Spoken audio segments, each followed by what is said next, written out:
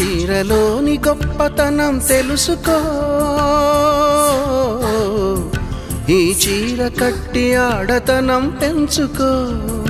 సింగారమనే దారంతో చేసింది చీర, ఆనందమనే రంగులనే అద్దింది చీర, మమకారమనే మగ్గంపై నేసింది చీర.